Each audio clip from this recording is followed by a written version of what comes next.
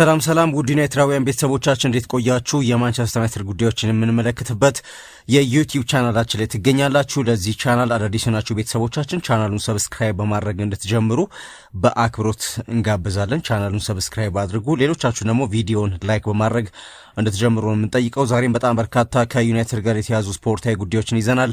ከምንመለከታቸው ጉዳዮች መካከል ማንቸስተር ዩናይትድ ዛሬ በኖርዌይ ስለሚያደርገው ጨዋታ እናነሳለን። ከዛ ውጭ ስለ ኦሬሊዮን ቹዋሜኒ፣ ስለ ማኑ ኮኔ አዳዲስ መረጃዎች እየተሰሙ ነው የሚገኙ። ስለ ጂጂ ገብርኤልም የምናነሳው መረጃ ይኖረናል። ሌሎችም በጣም በርካታ ጉዳዮች አሉን ዛሬም ከዩናይትድ ጋር በተያያዘ። በቀጥታ ወደ ስፖርታዊ ጉዳዮቻችን ስናመራ የዛሬውን የወዳጅነት ጨዋታ በማስቀደም ነው የምንጀምረው። ማንቸስተር ዩናይትድ እንግዲህ የቅድመ ውድድር ዝግጅቱን ከጀመረ ሁለተኛ ሳምንት አስቆጥሯል። ሁለተኛ የአቋም መፈተሻ ጨዋታውንም ዛሬ ያደርጋልና ቡድኑ ዛሬ የኖርዌይን ሮዘንበርግ ለመቅጠም ወደ ኖርዌይ አቅንቷል። ዩናይትድ በመጀመሪያ አቋም መፈተሻ ጨዋታ እንደሚታወቀው በፊንላንድ በሄልሲንኪ አድርጎ በእንግሊዝ ቻምፒየንሺፕ ተወዳዳሪው በሬክሳም 1-0 መሸነፉ ይታወቃል። ለዛሬው ጨዋታ በስብስብ ውስጥ ቤንጃሚን ሼሽኮና ማቲያስ ዴሊት አልተካተቱም ተብሏል። ሼሽኮ በውድድሩ መጨረሻ ከሊቨርፑል ጋር በነበረው ጨዋታ ከገጠመው ጉዳት ሙሉ ለሙሉ አላገገምም ነው የተባለው። ስሎቬኒያ አጥቂ በክለቡ የልምምድ ማዕከል ካሪንግተንም በግሉ መስራት ጀምሯል። ስለ ተጫዋቹም ወደ በኋላ የምናጋራችሁ መረጃ ይኖረናል። ወገቡ ላይ በደረሰበት ጉዳት ለበርካታ ወራት ከሜዳ የራቀው ተከላካዩ ማቲያስ ዴሊትም በዛሬው ጨዋታ አይሳተፍም ተብሏል። ኔዘርላንድ የተከላካይ መቼ ወደ ሜዳ እንደሚመለስም በግልጽ አይታወቅም። ከአዲስ ፈራሚዎቹ አንድሬ ሳንቶስ ከስብስቡ ጋር አብሮ ወደ ኖርዌይ ተጉዟል። ከቼልሲ የፈረመው የ22 ዓመቱ ብራዚላዊ ከሬክዛም ጋር በተደረገው የመጀመሪያ ጨዋታ 45 ደቂቃ ተጫውቶ ተስፋ ሰጪ እንቅስቃሴ አድርጓል። ከዛ በተጨማሪ ከሊድስ ዩናይትድ የፈረመው ግብ ጠባቂው ካርድ ዳርሎ ለጨዋታው ዝግጁ አይደለም ተብሏል። ከቪላ ዩናይትድ የተቀላቀለው ዩሪ ቴሌማንስ በዓለም ዋንጫው በመሳተፉ ረፍት እንደተሰጠው ይታወቃል። ለጨዋታው ወደ ኖርዌይ ካቀኑ ተጫዋቾች መካከል በርከት ያሉ የአካዳሚ ተጫዋቾች ይገኙበታል። ዩናይትድ ትልቅ ተስፋ የተጣለበት የ15 ዓመቱ ጄጄ ጋብርኤል ከሚጠበቁ ተጫዋቾች አንዱ ነው። በዛሬው ጨዋታው ሮዘንበርግ በሚጠቀምበት ሌርኬንዳል ስታዲየም ምሽት 1 ሰዓት ይጀምራል። ማንቸስተር ዩናይትድ ከቀናት በፊት ያስተዋወቀው በውድድር ዓመቱ የሚጠቀምበት ሁለተኛ መለያን በዛሬው ጨዋታ እንደሚጠቀም እንደዚሁ ተገልጿል። ከዛ በተጨማሪ ከዝውውር ጋር በተያያዘ ማንቸስተር ዩናይትድ ሶስተኛ አማካይ ወደ ኦልድ ትራፎርድ ለማምጣት እንቅስቃሴውን አጠናክሮ ቀጥሏል። ዛሬ ስካይ ስፖርት እንዳወጣው ዘገባ ከሆነ ማንቸስተር ዩናይትድ የብራይተኑን አማካይ ካርሎስ ባሌባን ለማስፈረም ከዚህ ቀደም አቋርጦት የነበረውን ድርድር እንደገና መጀመሩ እየተሰማ ነው የሚገኘው። ዩናይትድ ባለፈው ክረምት እንደሚታወቀው ካሜሩናዊን አማካይ ለማስፈረም ጥረት አድርጎ የነበረ ቢሆንም በወቅቱ ብራይተን የጠየቀው ከፍተኛ የዝውውር ዋጋ ስምምነቱ እንዳይፈጸም አድርጎ እንደነበር ይታወቃል።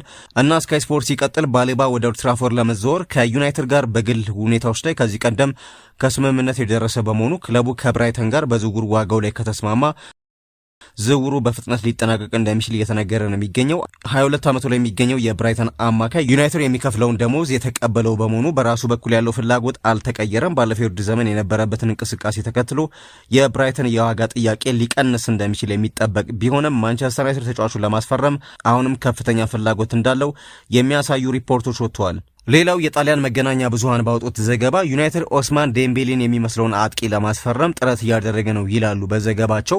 ይህም ተጫዋች የቦሎኛው የፊት መስመር ተጫዋች ጆናታን ሮ እንደሆነ ቲምቶክ ዘግቧል። አሰልጣኝ ማይክል ካሪክ ለቡድኑ ተጨማሪ የማጥቃት ኃይል ለመጨመር ሌላ አጥቂ ለማስፈረም ይፈልጋል። በዚህ ምክንያት ያልተጠበቀ አዲስ ተጫዋች እንደ አማራጭ ብቅ ማለቱ እየተነገረ ነው የሚገኘው። የባለፈው ዓመት የባሎን ዶር አሸናፊውን ኦስማን ዴምቤሌን ይመስላል ተብሎ የሚነገርለት ሮ ባለፈው ክረምት ከኖሪች ከተማ ወደ ማርሴይ ካመራ በኋላ ወደ ሴሪያው ክለብ ቦሎኛ በመዛወር በፍጥነት የቡድኑ ቁልፍ ተጫዋች ሆኗል። ባለፈው የውድድር ዓመት ተጫዋቹ በሁሉም ውድድሮች በ44 ጨዋታ ተሰልፎ 8 ግቦችን በማስቆጠር 5 ግብ ለሆኑ ኳሶች አመቻችቶ በማቀበል ድንቅ ብቃት አሳይቷል እና ይህ ማንቸስተር ዩናይትድን ጨምሮ በርካታ የሊጉ ክለቦችን ትኩረት ስቧል። ዩናይትድም የፊት መስመሩን ለማጠናከር አማራጮችን አሁን ላይ በሚያጤንበት በዚህ ሰዓት ለዝውውሩ የሚያስፈልጉ መስፈርቶችን ለማወቅ ለቦሎኛ ድንገተኛ ጥያቄ ማቅረቡን የተነገረ። ሆኖም ግን ማርከስ ራሽፎርድ ከማንቸስተር ዩናይትድ የማይወጣ ከሆነ የዝውውር የመሳካት እድሉ አነስተኛ ነው እየተባለ ነው የሚገኘው። አሁን ባለው ሁኔታ ራሽፎርድ ወደ ቅድመ ውድድር ዝግጅት ተመልሶ ከቡድኑ ጋር ይቀላቀላል ተብሎ ቢጠበቅም ተቀባይነት ያለው የዝውውር ጥያቄ ከቀረበ ግን በሁለቱም ወገኖች በኩል ለዝውውር ክፍት ነው። ክሪስቲያን ሰመርቪል የእሱ ምትክ ይሆናል ተብሎ ታስቦ የነበረ ቢሆንም በ68 ሚሊዮን ፓውንድ ያልተጠበቀ ዝውውር አድርጎ የሳዑዲውን አልሂላልን ይቀላቀላል። በማንቸስተር ዩናይትድና በራሽፎርድ መካከል ከሜዳ ውጭ የሚታዩ ችግሮች ቢኖሩም ተጫዋቹ ያለው ተፈጥሯዊ ክህሎትና ብቃት ግን አጠራጣሪ አይደለም። አሁንም እንደሚታወቀው ክለቡ ወደ ቻምፒየንስ ሊግ በሚመለስበት በሚቀጥለው የውድድር ዘመን እንደ ራሽፎርድ ያለ ተጫዋች በቡድኑ ውስጥ መኖሩ ትልቅ ጥንካሬ የሚሰጥ ቢሆንም ከማቲያስ ኩኛ፣ ቤንጃሚን ሼሽኮ፣ ብራያም ቤሞና አማድ ዲያሎ ጎን ለጎን ለቋሚ ተሰላፊነት መፎካከርም ይጠበቅበታል። ጆናታን ሮ ታዲያ ጥሩ ክህሎትና ምርጥ ባህሪያት ያሉ ተጫዋች ቢሆንም በዚህ ጨዋታ ዘመኑ ግን ከራሽፎርድ ደረጃ በታች ነው እየተባለለት ነው የሚገኘው። ግን ወደፊት የሚጠቅም አይነት ተጫዋች ስለሆነ ዩናይትድ ትኩረት አድርጎበታል ተብሏል። ዩናይትዶች በሌላ ተጫዋች ላይ ትልቅ ገንዘብ ከማውጣት ይልቅ ከራሽፎርድ ጋርም ተስማምተው ቢቀጥሉና ገንዘባቸውን ቢያስቀሩ የተሻለ ውሳኔ ነው ሲሉ የስፖርት ተንታኞች እየገለጹ ነው። ነገር ግን ይህ የቦሎኛ ተጫዋች በዩናይትድ እይታ ውስጥ መግባቱን የሚያሳዩ ሪፖርቶች እየወጡ ነው። ከዛ በተጨማሪ በርካቶችን እያነጋገረ ስለሚገኘው ስለ ጄጄ ጋብሪኤል እናንሳ። የማንቸስተር ዩናይትድ የ15 ዓመት ታዳጊው ጄጄ ጋብሪኤል ዛሬ ከሮዘንበርግ ጋር በሚደረገው የቅድመ ውድድር ዘመን ወዳጅነት ጨዋታ ላይ ለሚሳትፈው የዋናው ቡድን ስብስብ ውስጥ ተካቷል። ተጫዋቹ ባለፈው ውድድር ዘመን ከ18 ዓመት በታች ቡድን ጋር በጣም ድንቅ የውድድር ጊዜ ያሳለፈ ሲሆን በሊጉ በአማካይ በየጨዋታው አንድ ጎል ማስቆጠር ይችላል። በተጨማሪም ቡድኑ የኤፍኤ ወጣቶች ፍጻሜ በደረሰበት ጉዞ 3 ጎሎችን ያስቆጠረ ቢሆንም ቡድኑ በማንቸስተር ሲቲ መሸነፉ ይታወቃል። ጋብሪኤል ግን የውድድር ዘመኑን የዓመቱ የ18 ዓመት በታች ኮከብ ተጫዋች ክብርን በማሸነፍ አጠናቋል። ይህንን ሽልማት በማሸነፍም በክለቡ አካዳሚ ታሪክ ትንሹ ተጫዋች ለመሆን በቅቷል። በኖርዌይ ከሮዘንበርግ ጋር በሚደረገው የዛሬ ጨዋታ ላይ ሜዳ የሚገባ ከሆነ ይህ አጥቂ ለዋናው ቡድን ከተሰለፉ ትንንሽ ተጫዋቾች መካከል አንዱ ያደርገዋል። ዩናይትድ በይፋዊ ጨዋታ በ1956 እንደ አውሮፓውያን አቆጣጠር በ16 ዓመት ከ19 ቀኑ የመጀመሪያ ጨዋታውን ካደረገው ግብ ጠባቂ ዴቪድ ጋስኪል ያነሰ ዕድሜ ያለው ተጫዋች አሰልፎ አያውቅም።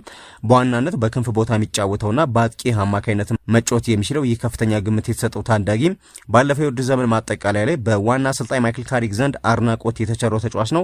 ካሪክ ስለ ታዳጊ ተጫዋች ሲናገር ጄጄ ትልቅ ክህሎት ያለው ተጫዋች ነው። ይህ ደግሞ ግልጽ የሆነ ሀቅ ነው። ከ18 ዓመት በታች ቡድን ጋር በጣም ጥሩ የውድድር ዘመን አሳልፏል። ስለሱ ትልቅ ግምት አለን። ነገር ግን ከሱና ከሌሎች በተለያዩ የእድሜ ክልል ውስጥ ከሚገኙ ወጣት ተጫዋቾች ጋር በሚሰራው ስራ ሁሉ ትዕግስት በጣም አስፈላጊ ነው ብሏል። አክሎም ወደፊት የሚራመዱበትን ትክክለኛ ጊዜ መምረጥ እንዲሁም በተወሰነ ቦታ ላይ የሚቆዩበትንና ሌሎች አዎንታዊና አሉታዊ አጋጣሚዎችን ማመዛዘን ያስፈልጋል። ነገር ግን በልምምድ ላይ በጣም ጥሩ ሰርቷል። እንደሚጠበቀውም በጥሩ ብቃት ላይ ይገኛል ሲል ገልጿል። ጋብሪኤል ባለፈው የውድድር ዘመን በዩናይትድ አካዳሚ ውስጥ ደምቆ የታየ ሲሆን በታዳጊዎች ደረጃ ባደረጋቸው 32 ጨዋታዎች 29 ጎሎችን ማስቆጠር ችሏል። በተጨማሪም ቡድኑን ለታዳጊዎች ኤፍኤ ዋንጫ እንዲደርስ ትልቅ አስተዋጽኦ አድርጓል። ቅድም እንዳነሳሁት ተጫዋቹ ከዋናው ቡድን ጋር ለጥቂት ጊዜ ልምምድ የሰራ ቢሆንም የ2025/26 የውድድር ዘመን ሲጀመር እድሜው 14 በመሆኑ ከ18 ዓመት በታች ደረጃ ባሉ ጨዋታዎች ላይ መሰለፍ አልቻለም። የፕሪሚየር ሊጉ ሕግ እንደሚያስረዳው አንድ የ15 ዓመት ታዳጊ በውድድር ዘመኑ እስከ ኦገስት 30 ድረስ 15 ዓመት ከሞላው መጫወት ይችላል። በተፈጥሮ የክንፍ ተጫዋች የሆነውና የኔይማር አድናቂ እንደሆነ የሚነገርለት ጋብሪኤል ለትልልቅ ጨዋታዎች የአካል ብቃት ዝግጅት ለማድረግና ብቃቱን የበለጠ ለማሳደግ ሲባል ባለፈው የውድድር ዘመን ማጠቃለያ ላይ በሳጥን ውስጥ ወይንም በ10 ቁጥር ቦታ ላይ የበለጠ የመጫወት እድል ሰጥቶታል። ጋብሪኤል ኳስ በእግሩ ስትገባ ጥሩ የአጥቂ መስመር ክህሎት ያለው ሲሆን ተከላካዮችን በቴክኒክና በፍጥነት አልፎ ለመሄድ ትልቅ በራስ መተማመን ያለው ተጫዋች ሆኖ ታይቷል። በተጨማሪም ለእንግሊዝ የ15 እና የ16 ዓመት በታች ብሔራዊ ቡድኖች ተጫውቶ ማሳለፉ እንደዚሁ ይታወሳል። ሌላው ጉዳይ ኢኒዮስ አሁን አሰልጣኝ ማይክል ካሪክ የመሃል ሜዳ ክፍተቱን ሙሉ በሙሉ እንዲደፍን የመጨረሻ ትልቅ የሚባለውን ዝውውር ለማከናወን ቆርጧል የሚሉ ዘገባዎች የተሰራጩ ነው የሚገኙት። ማኑ ኮኔ አንደኛው ተጫዋች ነው። የተጫዋች ለምን የዩናይትድ ኢላማ ሆነ የሚለውን ጉዳይ በትንታኔ ዘገባዎች ሲያስቀምጡ ሳንቶስና ቴሌማንስ ኳስ በማሰራጨት ረገድ ድንቅ ብቃት ያላቸው ተጫዋቾች ናቸው። በጨዋታ ከ85 በመቶ በላይ የኳስ ማቀበል ስኬትና ከ1.2 በላይ እድሎችን የመፍጠር ስታቲስቲክ አላቸው። ነገር ግን ሁለቱም ተጫዋቾች ኳስ ከተቃራኒ ቡድን በመንጠቅ ረገድ አነስተኛ ድክመት ይታይባቸዋል። ይህንን ክፍተት ለመምራት የሮማው ተጫዋች ማኑ ኮኔ የዩናይትድ ዋነኛ ኢላማ ሆኖ መጥቶ ነበር። ፈረንሳይ መሃል ሜዳ ተጫዋች በሴሪያና በፈረንሳይ ብሔራዊ ቡድን ከኳስ ውጭ ባለው ጠንካራ ተከላካይነት የተመሰከረለት ሲሆን ከሳንቶስና ቴሌማንስ የተሻለ ኳስ የመንጠቅና የመሃል ሜዳ ፍልሚያ ስኬት ተሳትፎ አለው። የ25 ዓመቱን ተጫዋች በ42 ሚሊዮን ፓውንድ ለማስፈረም ከተጫዋቹ ወኪሎች ጋር ንግግር ዩናይትድ ሲያደርግ ቢቆይም አሁንም ቢሆን ሌሎች የተሻሉ አማራጮችን ከመመልከት አልተቆጠበም ነው የተባለው። ካርሎስ ባሌባ የዩናይትድ አዲሱና ትልቁ ኢላማ እንደሆነ ቅድም ስካይ ስፖርት መዘገቡን አንስቼላችሁ ነበር። ዩናይትድ አሁን ላይ የባሌባን ዝውውር በ75 ሚሊዮን ፓውንድ ዝውውሩን ለማጠናቀቅ እንቅስቃሴ ጀምሯል ነው እየተባለ የሚገኘው። ከዛ በተጨማሪ በሪያል ማድሪድ የሚገኙት ኦሬሊያን ቹዋሜኒና ኤድዋርዶ ካማቪንጋ በስፔኑ ክለብ ለመቆየት በመወሰናቸው ዩናይትድ ፊቱ ሙሉ በሙሉ ወደ ባሌባ ማዞሩንም ዘገቦች ያሳያሉ። ባሌባ አሁን ላይ ከኮኔ በ33 ሚሊዮን ፓውንድ ያህል ውድ ቢሆንም በፕሪሚየር ሊግ ያለው ልምድና የጎላ ተከላካይነት ብቃት ማይክል ካሪክ ለመሃል ሜዳ ክፍላቸው የሚፈልጉት ትክክለኛ ተጫዋች ነው እየተባለ ነው የሚገኘው። ከዛ በተጨማሪ ግን ማኑ ኮኔንን በተመለከተ አሁንም ድረስ በውስጡ ዩናይትድ ድርድሮችን እያደረገ እንዳለ ዘገባዎች ያሳያሉ። ሌላኛው ጉዳይ የቤንጃሚን ሼሽኮ አስገራሚ የአካል ብቃት ለውጥ የማንቸስተር ዩናይትድ ተጫዋቾችንና ደጋፊዎችን ማስገረሙ እየተነገረ ነው የሚገኘው። ስሎቬኒያዊ ተጫዋች ከረፍት መልስ ወደ ልምምድ ሲመለስ ባሳየው ከፍተኛ የአካል ብቃት ለውጥ የተነሳ የቡድን አጋሮቹንና ደጋፊዎቹን ማስገረሙ ተዘግቧል። ባለፈው ክረምት ከአርቢ ላይፕዚግ ማንቸስተር ዩናይትድን የተቀላቀለው የ23 ዓመቱ አጥቂ ባለፈው የውድድር ዘመን በ32 ጨዋታ 12 ጎሎችን አስቆጥሯል። በኦልድ ትራፎርድ ቆይታው መጀመሪያ ላይ ፈታኝ ጊዜ ያጋጠመው ተጫዋቹ ማይክል ካሪክ የቡድኑ አሰልጣኝ ሆኖ ከተሾመ በኋላ በውድድር ዘመኑ ሁለተኛ አጋማሽ ላይ ከፍተኛ መሻሻል በማሳየት ዩናይትድ የፕሪሚየር ሊጉን ውድድር ሶስተኛ ሆኖ እንዲያጠናቅና ለቻምፒየንስ ሊግ እንዲያልፍ ትልቅ አስተዋጽኦ አበርክቷል። ሼሽኮ ባለፈው ግንቦት ከሊቨርፑል ጋር በተደረገው ጨዋታ በደረሰበት የሽንጥ ጉዳት ምክንያት የውድድር ዘመኑ ከመጠናቀቁ በፊት ከሜዳ ለመውጣትና የቡድኑን የመጨረሻ 3 ጨዋታዎች እንዲያልፉት ሆኗል። ሆኖም ተጫዋቹ የክረምት ረፍቱን በጂም ውስጥ በስፋት በማሳለፍ የሰውነት ጡንቻውን በከፍተኛ ሁኔታ ማሳደጉ ተገልጿል። ሐሙስ ዕለት ተጫዋቹ በልምምድ ላይ ያለ የላይኛውን የሰውነት ክፍሉን የሚያሳይ መለያ ለብሶ የተነሳቸው ፎቶግራፎች በኢንስታግራም ገጹ ላይ ያጋራ ሲሆን ይህም የደጋፊዎችንና የቡድን አጋሮቹን ቀልብ ስቧል። አማድ ዲያሎ ስለ ተጫዋቹ በሰጠው አስተያየት የቀድሞውን የሰውነት ማጎልመሻ ስፖርተኛ አርኖልድ ሸዋዚንገርን በመጥቀስ ሸዋዚንገር የእሱ መነሻ ይመስላል፣ ወንድሜ በጣም ጠንካራ ሆኗል ሲል አስተያየቱን ሰጥቷል። ብሩኖ ፈርናንዴዝ ደግሞ ቤንጃሚን ሼሽኮን ወንድሜ በማለት የጡንቻ ምስል በማስቀመጥ አድንቆታል። የዩናይትድ ደጋፊዎች ደግሞ የእሱን ቅርጽ ከተመለከቱ በኋላ ምን አሉ የሚለውን ደግሞ ስናነሳ ሼሽኮ ግዙፍ ሆኖ የተመለሰው ለእኔ ብቻ ነው ሲል አንዱ ጠይቋል። ይህ ካፒቴን አሜሪካ አይደለም፣ አጥቂያችን ሼሽኮ ነው፣ ዘንድሮ ተከላካዮችን ሊያስጨንቅ ነውና በእውነት አስገራሚ አቋም ላይ ይገኛል በማለት ደስታቸውን ገልጸዋል። ማንቸስተር ዩናይትድ በአዲስ የውድድር ዘመን በፕሪሚየር ሊግ፣ ቻምፒየንስ ሊግና ኤፍኤ ካፕ እንዲሁም ካራባ ካፕ በሚሳተፍበት በዚህ ሰዓት ለሼሽኮ በቂ የጨዋታ ድል ይኖረዋል ተብሎ ይጠበቃል። ዩናይትድ የቅድመ ውድድር ዝግጅቱን ለመቀጠል ዛሬ ከሮዘንበርግ ጋር የሚጫወት ሲሆን በመቀጠል ከአትሌቲኮ ማድሪድ ሐምሌ 5 ይጫወታል። ከዛ ከፓሪስ ሰን ዠርመን ነሐሴ 2 ጨዋታውን ያደርጋል። ነሐሴ 6 ደግሞ ከሊድስ ይገናኛል። ከሚላን ደግሞ ነሐሴ 9 የወዳጅነት ጨዋታውን አድርጎ ያጠናቀቃል። ሼሽኮ በአሁኑ ሰዓት ወደ ሙሉ ጤንነቱ ለመመለስ እየሰራ በመሆኑ ወደ ኖርዌይ ከተጫዋቾቹ ጋር አልተጓዘም። በተጨማሪ ማንቸስተር ዩናይትድ የ2026/27 የፕሪሚየር ሊግ ውድድሩ ነሐሴ 16 ቀን ከሃል ሲቲ ጋር በሚያደርገው ጨዋታ ይጀምራል እና ለዚህም ጨዋታ ተጫዋቹ ሙሉ ለሙሉ ይደርሳል ተብሎ ይጠበቃል። ግን የሰውነት ቅርጹ በጣም በርካቶችን እያነጋገረ ይገኛል። ሌላው የማንቸስተር ዩናይትድ አጥቂ ጆሹዋ ዚርኪዚ ወደ ጣሊያን ሴሪአ ለመመለስ ባለው ፍላጎት መሰረት ወደ ዩቬንቱስ ለመዘዋወር የሚደረገውን ጥረት በመደገፍ የመጀመሪያ ደረጃ ንግግር ማድረጉ የተነገረ ነው የሚገኘው። የጣሊያኑ ክለብ ጁቬንቱስ በአሰልጣኝ ሉቺያኖ ስፓሌቲ የሚመራውን የፊት መስመር ለማጠናከርና ሙሉ በሙሉ ለመገንባት በዝግጅት ላይ ሲሆን ከዚርኪዚ በተጨማሪ የፔዥዮን አጥቂ ራንዳል ኮሎሙአኒንም ለማስፈረም ጥረት እያደረገ ነው ተብሏል። ጁቬንቱሶች የሆላንዳዊን አጥቂ ዝውውር በውሰት ውል ለማጠናቀቅ ከወኪሉ ኪያ ትራቢያን ጋር ጥብቅ ድርድር በማድረግ ላይ ናቸው ተብሏል። በሌላ በኩል የክለቡ የበላይ አካላት የፊት መስመራቸውን በጥራት ለማደስ የፔዥዮን ኮሎሙአኒ ማስፈረም ሂደትንም ትኩረት ሰጥተው የገፉበት ይገኛሉ። ዩቬንቱስ ዚርኪዚን ለማስፈረም ያሳየው ፍላጎት ከክለቡ አዲስ የስፖርት ዳይሬክተር ሪኪ ማሳራ የቆየ ፍላጎት ጋር የሚመነጭ ነው ተብሏል። ማሳራ ቀደም ሲል ተጫዋቹን ወደ ሮማ ለማስገባት ጥረት አድርጎ ነበረ፣ ግን በወቅቱ አልተሳካም። ዚርኪዚ በ2023/24 የውድድር ዘመን ከቦሎኛ ጋር በነበረው ቆይታ 12 ግቦችን በሴሪያው በማስቆጠርና 7 አመሻሽቶ በማቀበል ድንቅ ቆይታ አድርጎ ነበረ።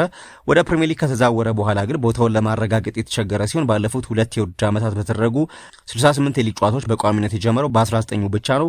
ሆኖም ተጫዋቹ ያለው ዘመናዊና በቴክኒክ የበለጸገ የፊት መስመር ባህሪ ለአሰልጣኝ ሉቺያኖ ስፓሌቲ የታክቲክ ስልት ተስማሚ እንደሆነ ታምኖበታል። በዛ ምክንያት ወደ ዩቬንቱስ ያመራል እየተባለ ነው የሚገኘው። የዩቬንቱስ ዋና ስራ አስፈጻሚ ጆቫኒ ካርኒቫሊ ከዩናይትድ ጋር የዚርኪዚን የውሰት ውል ከመደራደር ጎን ለጎን ለኮሎሙአኒን ፍላጎት አሳይቷል። ዩናይትድ ታዲያ ይህንን ዝውውር ቋሚ ማድረግ ነው የሚፈልገው። ሚሳካ ከሆነ ከዩቬንቱስ ገንዘብ ካገኙ በገንዘቡ ሌላ የአጥቂ ስፍራ ተጫዋች ወደ ኦልድ ትራፎርድ የማምጣት ዕድላቸውም ሰፊ እንደሆነ ዘገባዎች ያሳያሉ። ሌላኛው ጉዳይ በጣም በርካታ ያሉ የስፔን መገናኛ ብዙሃን ሪያል ማድሪድ ኦሬሊያን ቹዋሜኒን ለማንቸስተር ዩናይትድ ለመሸጥ ፍቃደኛ መሆኑን ተገለጸ የሚሉ ዘገባዎችን እያወጡ ነው የሚገኙት። ሪያል ማድሪድ ፈረንሳዊን የአማካይ ክፍል ተጫዋች ኦሬሊያን ቹዋሜኒን በ68 ሚሊዮን ፓውንድ ለማንቸስተር ዩናይትድ አሳልፎ ለመስጠት መወሰኑን አዳዲስ ዘገባዎች አመላክተዋል። የአዲስ ውል መፈረምና አሁንም የቀጠለው የዝውውር ጉዳይ ኦሬሊያን ቹዋሜኒን በተመለከተ እያነጋገረ ነው የሚገኘው። ፋብሪዚዮ ሮማኖ እስከ 2031 የሚያቆየውን አዲስ ውል ከሪያል ማድሪድ ጋር መፈራረሙን አንስቶ ነበር ቹዋሜኒን በተመለከተ። ነገር ግን ማድሪዶች አዲሱ ውል በይፋ ለማስተዋወቃቸው ዩናይትድ ተጫዋቹን ወደ ኦልድ ትራፎርድ የማምጣት ተስፋውን እንዲቀጥል አድርጎታል ነው እየተባለ የሚገኘው። የማንቸስተር ዩናይትድ ጉዳዮችን በመዘገብ የሚታወቀው አንዲ ሚተን በቶክ ኦፍ ዘ ዴቪል ፖድካስት ላይ እንደተናገረው ተጫዋቹ አዲሱን ውል ከተፈራረመ በኋላም ቢሆን ከማድሪድ በኩል አሁንም ሊሸጡት ይችላሉ የሚል መረጃ ማግኘታቸውን ገልጿል። ሚተን አክሎም ተጫዋቹ በማድሪድ ደስተኛ ነው፣ ነገር ግን ሁኔታዎች ከተቀየሩ ወደ ዩናይትድ መጥቶ ለመጫወት ፍላጎት አለው። ሪያል ማድሪድ ትልልቅ ተጫዋቾችን ለመግዛት ትልቅ ገንዘብ ስለማያስፈልገው አትራፊ የሆኑ ተጫዋቾችን ለመሸጥ ይገደዳል። የሮድሪ ዝውውርም በዚህ ጉዳይ ላይ ተጽዕኖ ሊያደርግ እንደሚችል እየተዘገበ ነው የሚገኘው። ከዛ በተጨማሪ አሰልጣኝ ጆዜ ሞሪኒዮ በመጀመሪያ ቹዋሜኒን በቡድናቸው ለማቆየት አቅዶ የነበረ ቢሆንም ክለቡ ለሌላ ትልቅ ዝውውር የሚሆን በቂ ገንዘብ ለማግኘት ሲል ተጫዋቹን ለመሸጥ ተዘጋጅቷል።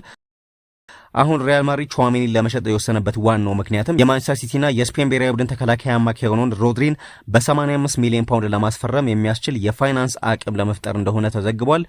እና በዚህ ምክንያት ማንቸስተር ዩናይትድ ቹዋሜኒን የማግኘት እድሉ ሰፊ ነው። ለዝውውሩም እስከ 68 ሚሊዮን ፓውንድ ይከፍላሉ ተብሎ እየተሰማ ነው የሚገኘው። ምንም እንኳን ተጫዋቹ ውሉን ማራዘሙ ቢነገርም ሪያል ማድሪድ ይፋ አላደረገም። ያንን ተከትሎ በርካታ ሪፖርቶች በተለይ ከስፔን የሚወጡ መገናኛ ብዙሃን ሪያል ማድሪድ ሮድሪን ማምጣት ስለሚፈልግ ቹዋሜኒን ለማንቸስተር ዩናይትድ አሳልፎ ለመስጠት ተዘጋጅቷል የሚሉ ሪፖርቶችን እያወጡ ይገኛሉ።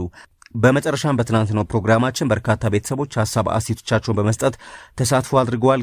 ከነዚህ መካከል ከነአን የሺጥላ ከሐረር እጅግ አድርገን እናመሰግናለን። ኪዱ ስኮትን ወድጄው ልሞት ነው የሚል አስተያየት ሰጥቷል። እጅግ አድርገን በጣም ነው የምናመሰግነው ቤተሰባችን።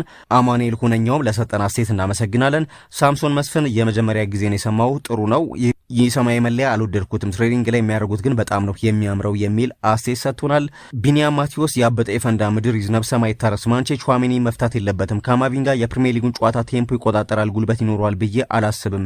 ብናኞችን መለቃቀም ትቶ ዲፌንሲቭ ሚድፊልደር ሌፍት ፉልባክ እና ሌፍት ፎርዋርድ የግድ ነው፣ አሊያም የካሪ ቆይታ ያጥራል። ልክ እንደቀደሙት ቢኒያም ከሻልከነ የሐዋሳው ቀያይ ሰይጣን የሚል አስተያየት ሰጥቶናል። ሁላችሁም ቤተሰቦቻችን ለሰጣችሁን አስተያየት ስለተሳተፋችሁ እጅግ አድርገን እናመሰግናለን። በመላው ዓለም ያላችሁ ዩናይትዳውያን ሰላምና ጤና በያላችሁበት እንመኛለን። ሰናይ ጊዜ። ቻው ቻው።